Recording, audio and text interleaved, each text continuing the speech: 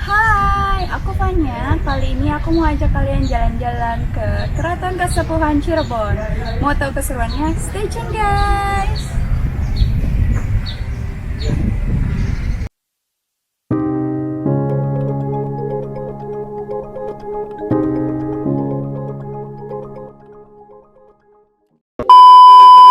Keraton Kasepuhan memiliki luas 25 hektar, masih menyimpan sejarah dan budaya kota Cirebon.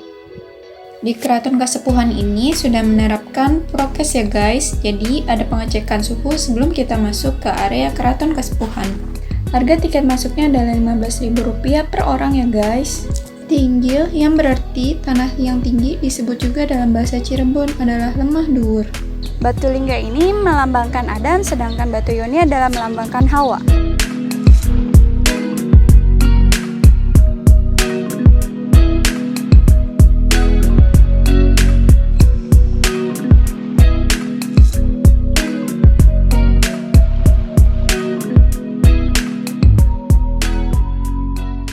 Mande Karesmen merupakan bangunan tempat perangkat gamelan atau kesenian atau tradisi setiap tahun untuk menabuh gamelan sekaten buatan abad ke-15 setiap Idul Fitri 1 Syawal dan Idul Adha 10 Zulhijjah. Meja dan bangku batu merupakan meja dan bangku batu hadiah dari Gubernur Jenderal Inggris di tahun 1811 Masehi.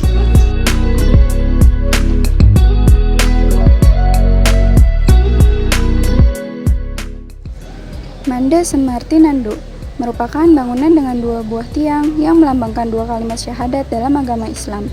Bangunan ini adalah tempat duduk penghulu keraton dan kepala kaum masjid Sang Cipta Rasa.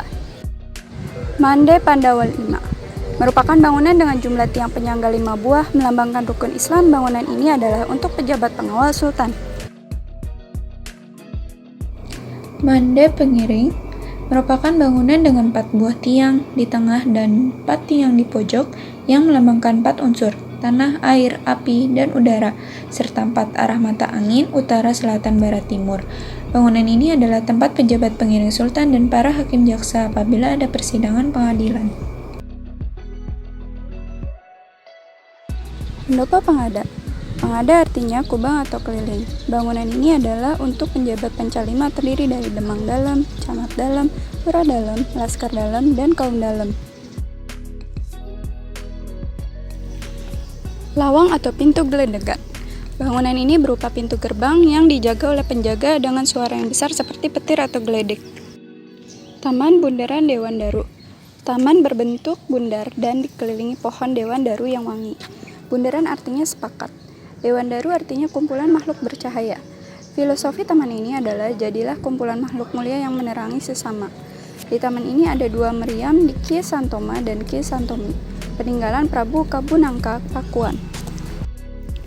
Meja batu Kalingga dari Gujarat yang kemudian dibawa oleh Dr. Raffles, orang Inggris yang hobi sejarah dunia, yang kemudian menyusun sejarah Indonesia dan hasil penyusunannya diajarkan ke sekolah masa kolonial Belanda. Kemudian ia menjadi Gubernur Jenderal Van Java tahun 1613 sampai 1618.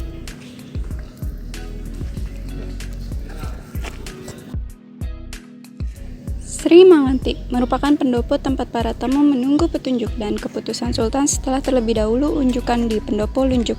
Sri artinya sultan atau raja. Manganti artinya menunggu. Bangunan ini dibangun pada abad ke-16.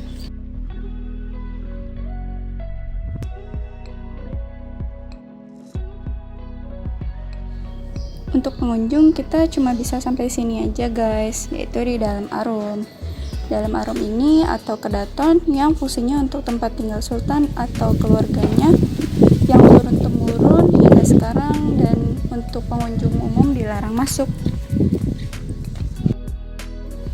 Jinem Arum fungsinya untuk ruang tunggu wargi keraton yang mau menghadap sultan.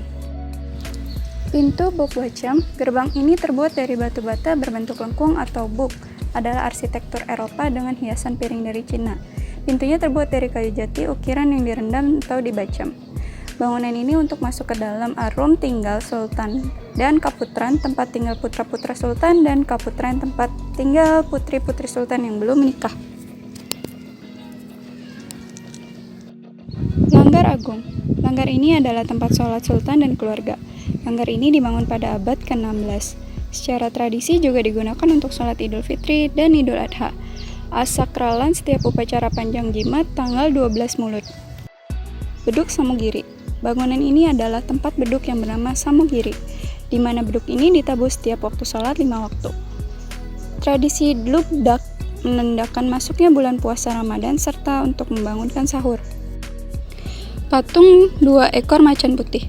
Patung macan adalah merupakan simbol Kesultanan Cirebon penerus kerajaan Pajajaran. Guys, sekarang aku lagi di museumnya dan posisi museum ini ada di dalam lingkungan Keraton Kasepuhan itu sendiri.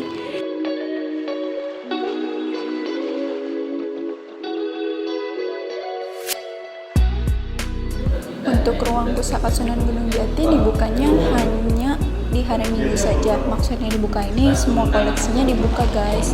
Si kaca-kaca ini dibuka.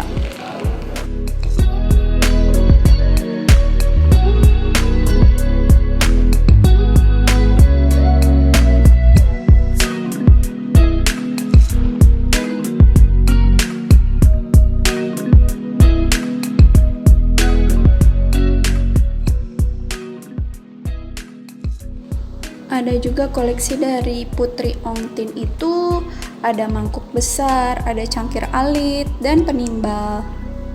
Di sini ada koleksi kerisnya guys dari Sunan Gunung Jati Panembahan Girilaya. Sekian jalan-jalan kita hari ini, semoga apa yang aku share bisa bermanfaat untuk kalian semua. See you on my next video, bye-bye!